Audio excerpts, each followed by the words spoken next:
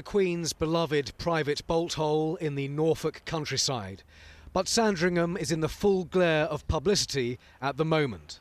The historic royal crisis talks are making international headlines.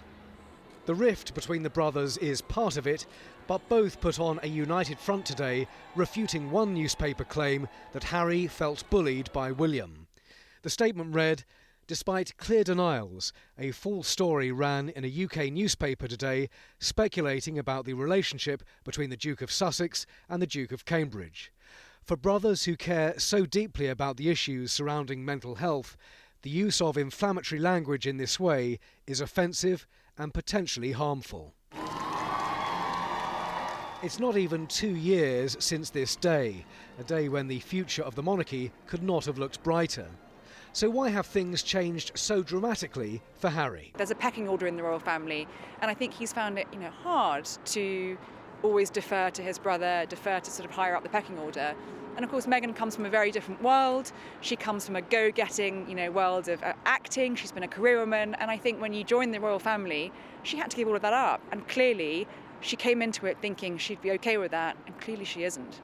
At the end of what she described as very constructive discussions, the Queen tonight issued this statement.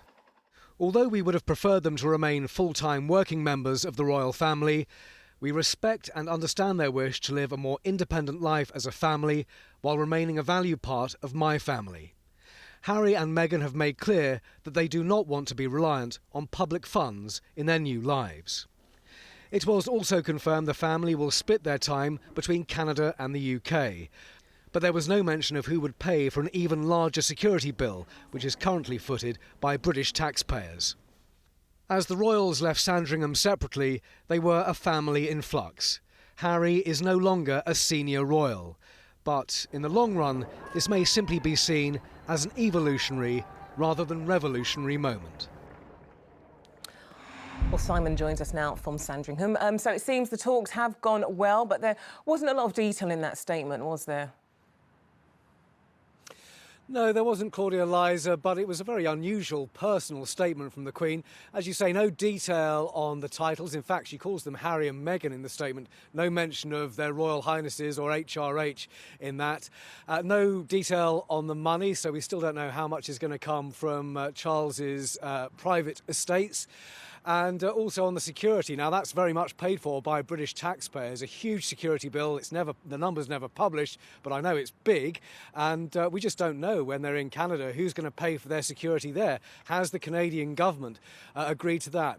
But as I say, a very personal statement from Her Majesty. She uses the word family 8 times by my count, and you get a sense of her regret in the whole statement. They wanted Harry and Meghan to stay senior members of the family firm.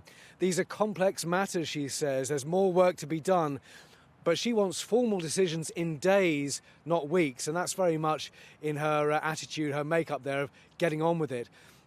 Just to address one of the things you mentioned earlier on, the rift in the family between really Harry and the rest of the family. He was clearly furious last week, Claudia Liza, when details leaked of his plan, and that's why he issued that bombshell statement on Wednesday night. But there has been a coming together today. They're the royal family. I keep saying it. Yes, they're royal, but they're also a family. And today was the ultimate family summit. OK, Simon from Sandringham, thank you.